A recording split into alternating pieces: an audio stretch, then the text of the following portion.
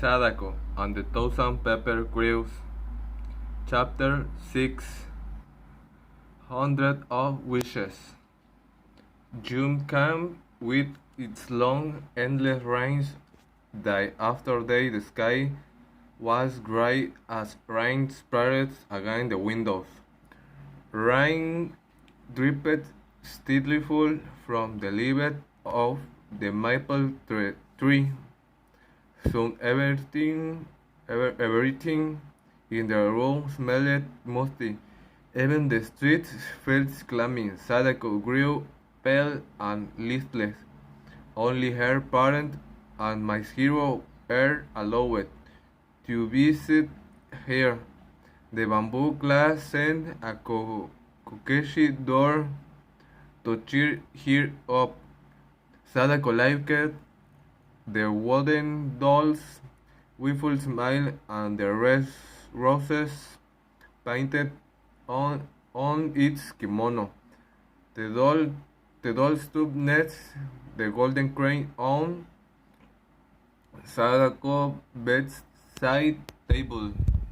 Mr. Sasaki was worried because Sadako didn't eat enough. On evening, she brought a surprise wrapped in a furoshiki bundle. It contained of Sadako's favorite food, an egg, rolled chicken and rice, pickled plums, and big cakes. Sadako propped herself up against the pillow and tried to eat, but it was no use. Her swollen gum hurt so much that she couldn't chew. Finally, Sadako pushed the good thing away. Her mother's eyes were big as if she were going to cry. I am sure a turtle. Sadako burst out. She was angry with herself for making her mother sad. She also knew that the Sasaki family had no extra money for expensive food. Their soon Sadako ate and the unshakily Kiki brushed them away. It's alright, Mr. Sasaki said something. She crawled Sadako in her arm. You'll better soon, maybe when the sun comes out again. Sadako leaned against her mother and listened to her read from a book of poems. When my hero came, Sadako was calmer and happier. He told her new from school and ate home of a special dinner. Before my hero left, he said, "Oh, I almost forgot. He sent you a present." He dug into his pocket and pulled out a crumpled piece of silver paper. "Here," he said, giving it to his sister. Eiji said, "This is for another crown." Sadako sniffed the paper. It smelled like candy," she said. "I hope the god like chocolate." The three burst out loudly. It was the first thing Sadako had laughed in days. It was a good thing. Fair, the golden crane magic was beginning to work. She smoothed out the paper and folded a bird. 541. But she was too tired to make more. Sadako stretched out on the bed and closed her eyes. As Mr. Sasaki tiptoed off the room, she whispered a poem she used to say when Sadako was a little. "Oh, flocks of heavenly cranes, cover my shield with your wings." Hundred of wishes. June came with its long, endless rain. Day after day, the sky was gray as rain spattered against the windows. Rain dripped steadily from the leaves of the maple tree. Soon everything in the room smelled musty. Even, even the sheet felt clammy. Sadako grew pale and listless. Only her parents and my hero were allowed to visit.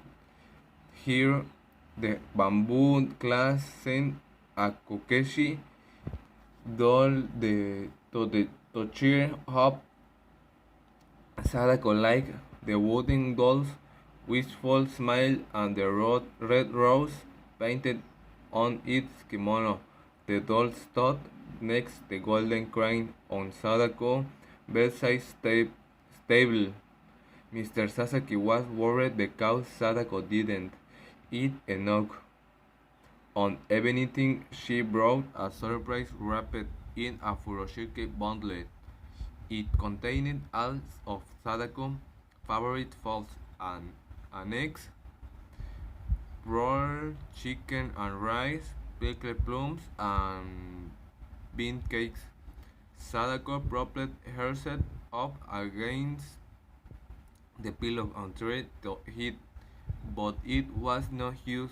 Her swollen gum hurt so much that she called the cold chew. Finally, Sadako pushed the good thing away. Her mother's eyes were big as if she were going to cry. I am much a turtle. Sadako burst out. She was angry with herself for making her mother sad.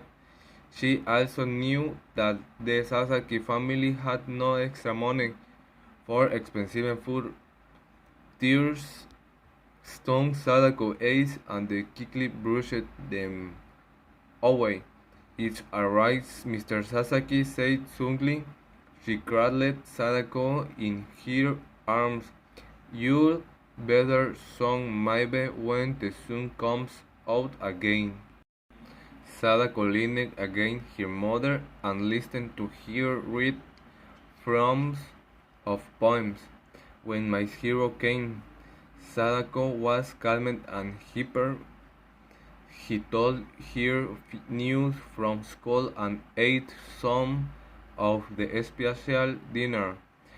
Before my hero left, he said, "Oh, I almost forgot, Eiji.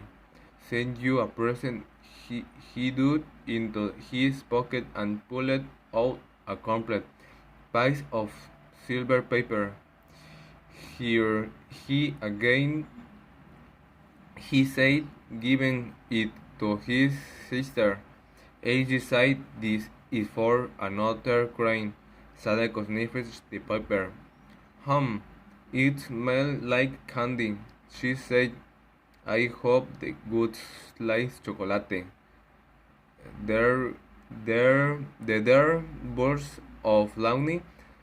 It was a first time Sadako had laughed in days. It was a good thing.